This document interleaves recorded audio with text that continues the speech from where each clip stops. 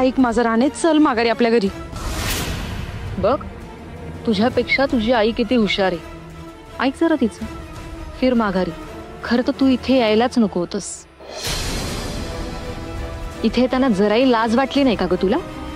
Madam, लाज त्याला वाटते ज्याने खरंच काहीतरी गुन्हा केला आणि मी काहीच केलं नाही.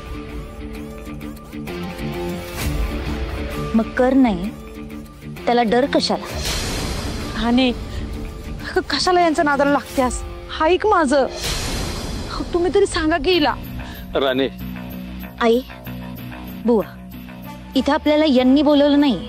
इथं आपल्याला इंद्रजित सर आणि खुद्द आबासाहेबांनी बोलवलं. आणि आबासाहेबांच्या शब्दाचा मान ठेवायला नको का? हो, त्यांनी किती केलंय आपल्यासाठी. म्हणून कोणी काय बोललं ना तरी आपल्याला फरक नाही पडला पाहिजे. चला. पडणार फरक तर पडणार, पण तो कधी आणि कसा ते लवकरच कळेल तुला.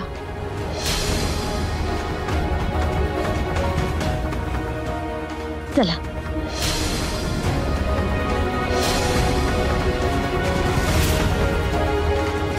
अरे राणी, भाव आला आपला राणे. नमस्कार आबा. नमस्कार. राणी, तू येशील याची खात्री होती मला, पण तुझ्या बरोबर तू आई आणि बुवांना पण घेऊन आलीस. उत्तम केलंस. आणि तुम्हाला यायला उशीर का झाला? ते घरी जरा काम होतं म्हणून उशीर झाला. काही हरकत नाही, पण माझ्या शब्दाखातर तुम्ही आलात ह्यातच आनंद आहे. बुवा, तुमची तब्येत कशी आहे? बरी आता? आणि मध्यंतरी तुमच्यावरती जो हल्ला झाला होता. नमस्कार. अरे गजाभाऊ, या या या. नमस्कार नमस्कार. तुम्ही काळजी करू नका, मी कमिशनर साहेबांशी बोलतो.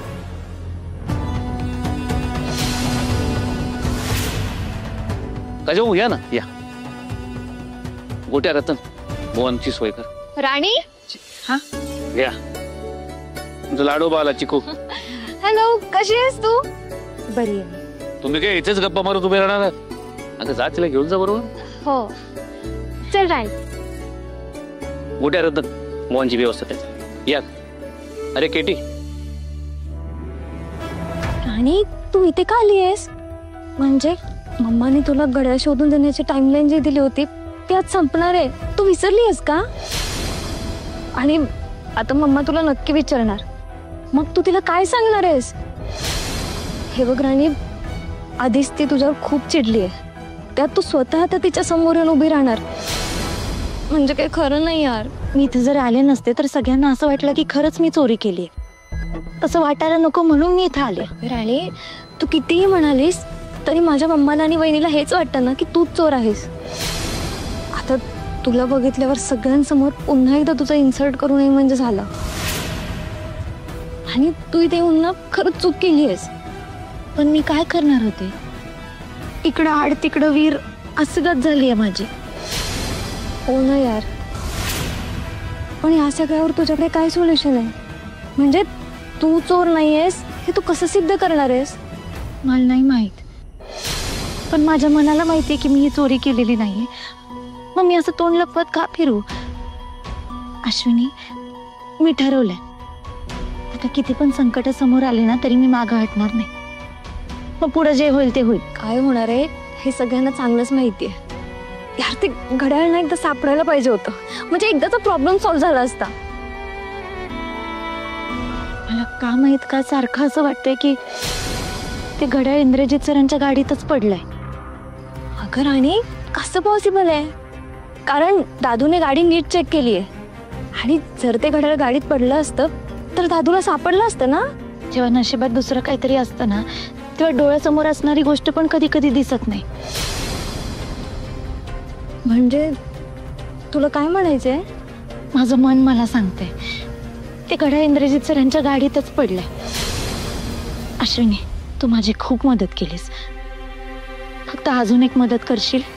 कसली मदत? मला इंद्रजित सर यांच्या गाडीची चावी थोड्या वेळापुरती आणून देशील? अगं राणी, दादूच्या गाडीची चावी? सॉरी, मी या बाबतीत तुझी मदत नाही करू शकत. आणि जरी मी त्याला न विचारता तुला चावी दिली ना, तर तो खूप रागवेल यार माझ्यावर. आणि माझा दादूचा राग खूप डेंजर आहे. आय एम सो सॉरी राणी, पण मी तुला नाही मदत करू शकत.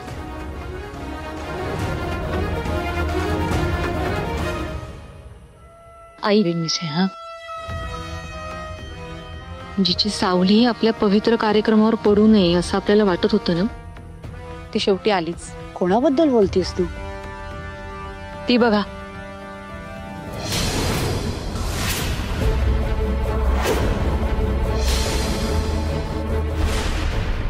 मी इथे येऊन केवढी मोठी चूक केली ना, हे आता कळेल हिला.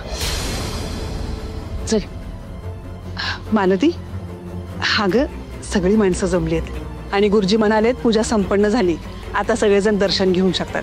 बरं, मग माणसांना बोलू का फुलं व्हायला मी? नाही नाही, अजिबात नाही. या इतक्या सगळ्या माणसांना घरात बोलवायचं का? अहो, अख्खं घर घाण करतील ही माणसं. त्याची काही गरज नाहीये. आणि मुळात यांनी पूजेला फुलं वाहिली नाहीत तर पूजा संपन्न होणार नाही असं काही गुरुजी म्हणाले नाहीयेत. त्यामुळे प्रसादाचं जे काय आहे ना, ते आपण या कामगारांना बाहेरच देऊयात. मालती, असं कसं ग? पण हे बरं दिसेल का असं? बहिणी, तुम्हाला जेवढं सांगितलं तेवढं करा ना. तुम्ही आतमध्ये लक्ष द्या बरं. बाहेरचं काय करायचं ना, ते मी बघते. संपत, ही मोठ्या गाडीची चावी आहे आणि ही छोट्या गाडीची चावी पलीकडच्या. दोन्ही गाड्यातून सामान घेऊन ये.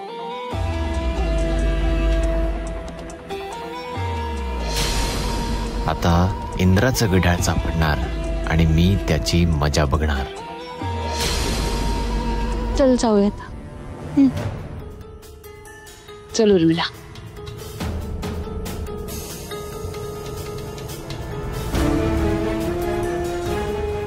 थांब.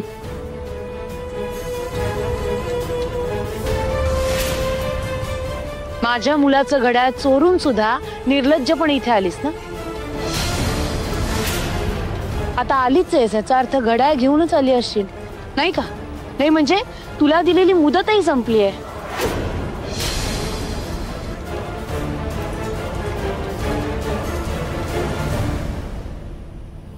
तेव्हा लगेच माझ्या इंद्राचं घड्याळ माझ्या हातावर ठेवायचं.